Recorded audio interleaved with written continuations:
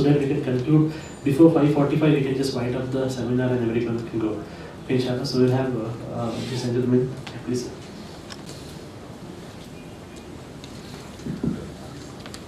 Assalamu alaikum warahmatullahi wabarakatuh. I am a retired government officer working in the cause of education for last 30 years. And recently, as you know everyone, that you must have heard of Mr. Syed Jamal was in CET. We joined together and we have started coaching classes from last 5 years. We have done coaching classes in Jamia Lulu for 2 years and 2 years in Madrasa Niswa. And last year we have conducted coaching classes in Bismillah Championship. There we have a school. The results are very fantastic. And one of our teachers, Mr. Asif, has come here. He is one of our teachers who was teaching computer science. We have invited teachers from all over Karnataka. One teacher by name Jagidar, who has come from Gulbarga, who used to travel in the night and take classes in the morning. And in his subject, at least 7 of our students got 100 out of 100 marks in physics. And 10 students got 100 out of 100 in mathematics. I have the statistics in the present position. So please, if you can, if everybody, if all of us could join together and start such coaching classes in different areas, I think we will be doing a human services to our community. Thank you. I am Chalima from Mandya. For the past 18 years I am in education field, and today my appeal or approach or request, whatever you can call it as, in Muslim community the only problem is we don't accept anybody as a leader. Whoever comes, we find mistakes and blunders in them and we send up the corner. And we blindly follow ulemas or whoever comes and stands in the dais, in the mosque or masjid, we follow them blindly. I'm not saying don't follow them, but what they say is only madrasas to be uplifted, and they not even talk once about upliftment of Urdu schools or any other schools. School education, they have totally neglected. In masjids, I'm telling you. Of course, masjids are there to make the community stronger, but without school education, I don't think community can become stronger. So my urge, my request to all of you is, wherever you go, just become very much friendly with the masjid authorities and the one who teaches that, and take them to confidence and just tell them or make them realize the importance of school education also. This is very, very important, very important. As one of my sisters said, whatever is preached in Juma, congregation. Juma khutbah, that is blindly followed. So that tool, we can use it as a very powerful one, and we can create awareness among Muslim community or in the community, just to give importance equally for our school education also. Thank you very much.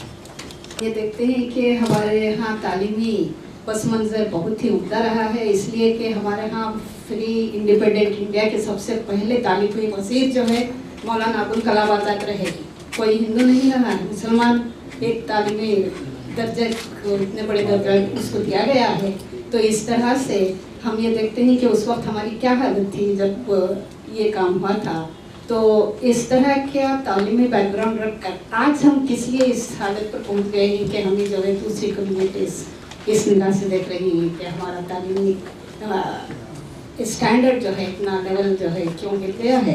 तो इसका एक सबसे बड़ा सबब यही है कि हमने जो है गरीब मुसलमानों को तालीमी हालत को सुधारने की तरफ कोई ज़्यादा तवज्जो नहीं की है. इस सिलसिले में हमें बहुत कुछ काम करना है. जहाँ कहीं भी वो गरीब पॉकेट्स हैं हमारी कम्युनिटी के, वहाँ पर हमें उन लोगों को मेंटली इस बात के लिए तैयार करना चाहिए कि उनकी तालीम बहुत ज़रूरी है. इस तरह के इलाक़ों में जब कोई स्कूल खोला जाता है तो वहाँ पर हम ये देखते हैं कि बच्चों को सिर्फ 1-2 दिन के लिए पढ़ाई के लिए भेजा जाता है और फिर उसके बाद जो है उन बच्चों को निकाल लिया जाता है ये कहकर कि ये बच्चा पढ़कर क्या करेगा. ये अगर कमाने जाएगा, कहीं पर बीड़ियाँ बंधेगा या कहीं जाकर वो मोटर वगैरह रिपेयर करेगा, तो कुछ ना कुछ इस तरह का उसे कुछ आमदनी आ जाएगी कि हमारा घर जो है चल सकता है। तो इस तरह की उनकी जहानत को हमें तब्दील करना है कि अगर ये बच्चा पढ़ लेगा तो इससे बढ़कर उनकी हालत सुधर सकती है। ये बात जो है उन लोगों के जहनों में डालना चाहिए, इस बात की पूरी कोशिश कीजिए, यही मेरा suggestion. Most every top college, PES, JN, RV, you name it, Abbas Khan, I have been to Al-Amin also. I trust almost all principals of Al-Amin due to some government projects and all. What I find is commitment of people is very high in these communities, and they are following a lot of things which have been preached by Islam. You name it, any community, they are following most of the things which are the preachings of Islam, maybe formally or informally. And as per my knowledge, there are more than 3 lakh mosques in India, which is not there in any part of the world, particularly in country-wise. And everyone is talking about education, which is formal education, and very importantly, how do we tap these problems? That's the most important concern. I understand that we have a huge network of mosques, every area.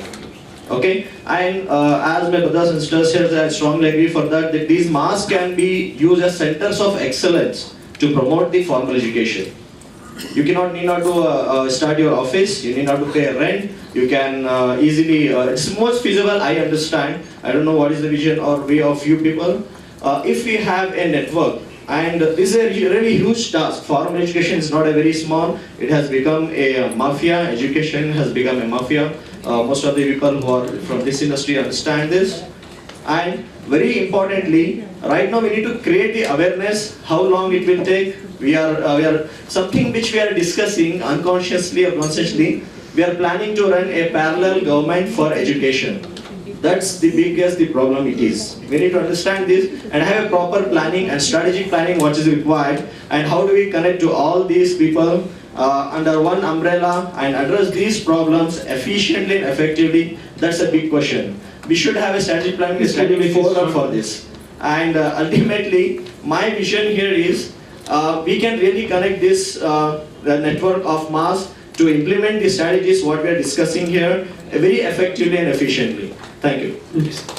Okay, maybe I hope they will written down some suggestions. So finally, to conclude this particular session, I'll just call upon E.M. Abdul Rahman Sahab, who is the national coordinator of this particular project, India 2047, and whatever suggestions, whatever the papers that have been presented today, actually he'll be the right person who will be using that particular material, traveling all across in India. So I'll just call upon E.M. Abdul Rahman Sahab to come and conclude this particular session. After that, we'll have the vote of thanks and we'll disperse. Thank you.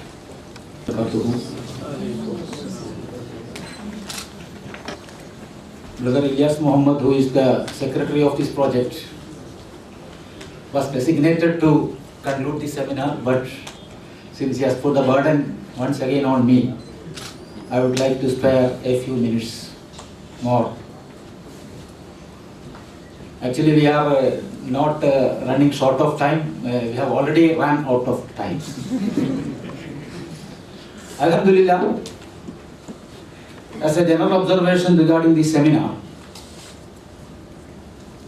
we have achieved the maximum that can be achieved within this limited space and time. The subject is so vast as an ocean, and we have to gather much more from different aspects of this topic. And of course, there is some problems in balancing, in the sense that all the areas that has been pointed out at the beginning and again reminded before this opening session has not been fully covered or justly covered. The reason may be because I presume that most of the dignitaries assembled here are more associated with institutions than local NGOs. So naturally, the institution building, its problems, its needs, the challenges automatically get dominated, and that has happened. But still, we are very happy to note that even the grassroots aspects of the topic, just like literacy, you have to start from eradication of illiteracy. And then we have to climb up to the higher technical aspects. So all the areas have been touched. And once again, I would like to share with you our concern, the concern of Empower India Foundation, who is monitoring the overall seminar series, and also the Rehab India Foundation, which has sponsored this program. Our concern is not to assemble and discuss and disperse, which is naturally the fate of seminars. The seminar itself is defined like that. People come together, sit, eat and disperse. So without any follow-up, without any results. So actually this very idea, I once again, just to keep in your mind, so that you will be following this topic again and you will not be leaving this topic here. So we will be getting the feedback even after this program in the coming days. So the purpose is that at this juncture of the Indian nation crossing 66 years, a thought of evolving a comprehensive community development project has come to the mind of certain individuals. And as part of it, it is a part of collecting the data, the suggestions, the inputs. It is one method of collecting data, that to arrange seminars in which scholars, intellectuals, activists will be invited.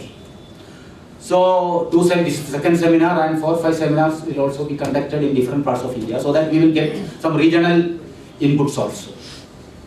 And again, in addition to that, our team, the project team, has set some volunteers so that they will go to the experts and they collect information. One team is during these days, one team which is concentrating on representation in the legislation and executive. They are now touring in Aligarh, Delhi area, so that because very big people will not come to the seminars, etc. So we have to go.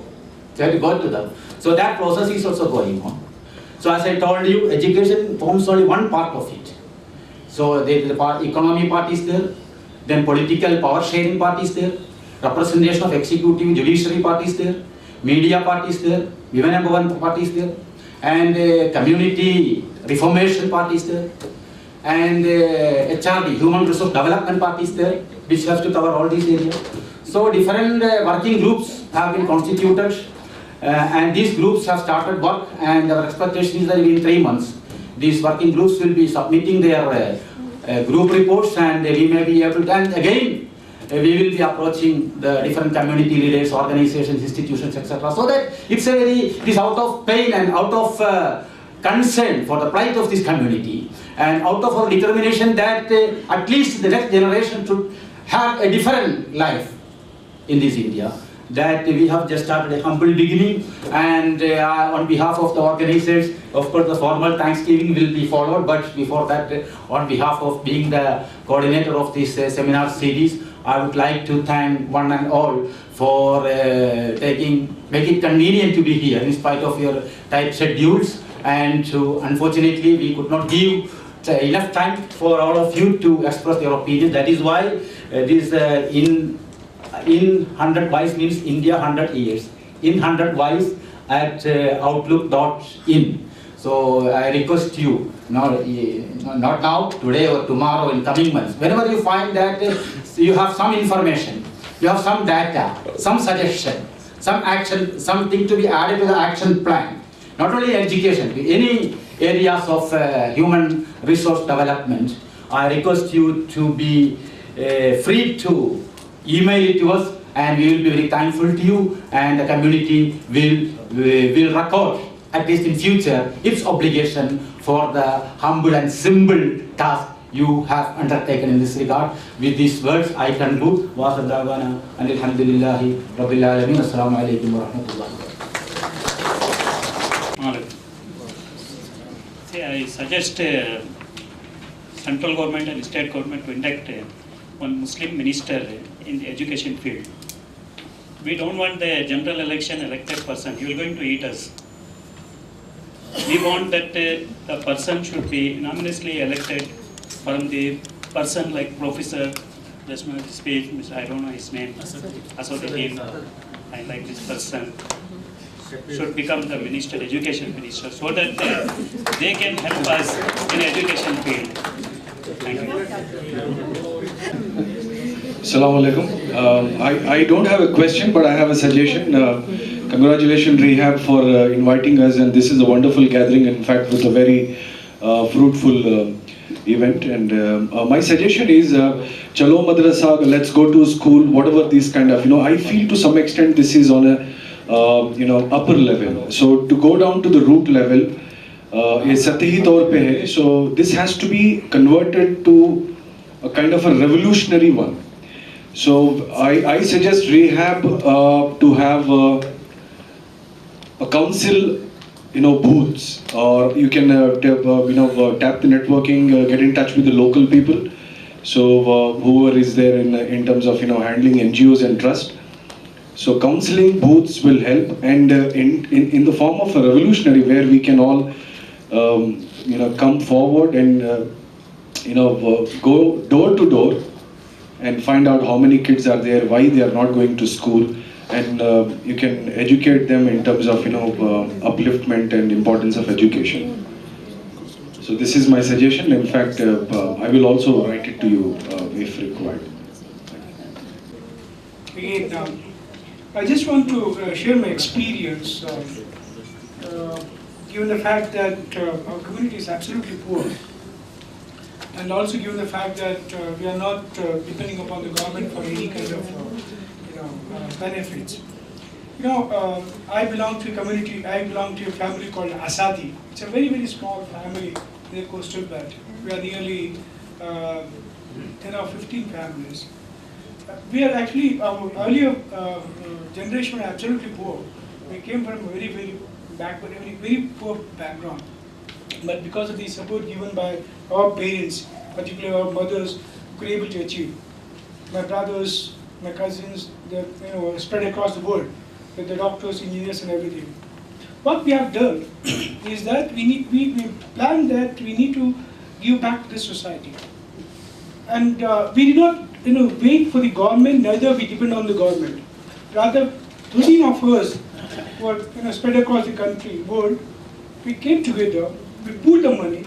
Pooled in the sense that every one part of a salary would go for the purpose of a fund.